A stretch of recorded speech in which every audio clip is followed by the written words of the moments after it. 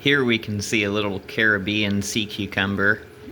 They're great for sifting through the sand, eating debris. Sometimes they crawl up on the glass or the rock, but they're good to have because they don't dump sand on coral. They just kind of scoot around and partake of random food. Kind of neat little appendages there. They just kind of grab random things and they use those to crawl, but they also have these little feet on their body that they can attach to surfaces. Here's an example of a black sea cucumber, pretty significant, probably 1.5 feet long, fully extended, and we can see here it's just grabbing sand and cleaning out the debris. A very nice specimen, one of the largest ones I've seen in person. These things are pretty cool to have.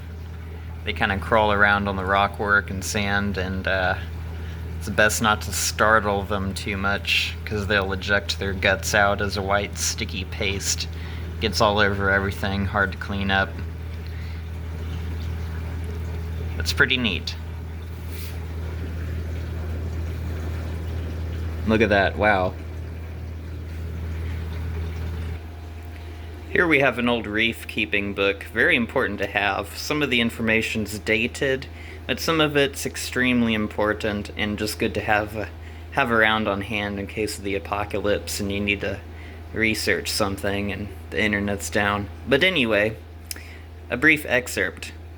Stichophus caloronotus, otherwise known as the black sea cucumber, for those listening on the phone doing some construction or listening through your headpiece.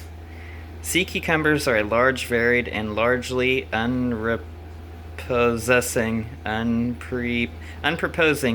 family within the echinoderms. Looking like a dark, shriveled, and discarded cucumber, this sea cucumber is a fairly typical example of the group. It is found on coral rubble throughout the Indo-Pacific region where, like many of its relations, it swallows mouthfuls of gravel and detritus, digesting any organic material and ejecting the residue from its rear. This species is commonly available from Sri Lanka, and although very hardy, is not sufficiently attractive to appeal to most hobbyists. Nonetheless, it is a useful scavenger, particularly in an aquarium where organic material may begin to accumulate in a thin layer of unfiltered substrate. And even though some species may just be brown or black or whatever, even brown's interesting. This one here is kind of yellow, and I've also seen them in white with a little bit of brown striping. I've seen them gray with black striping. There's the black one over there.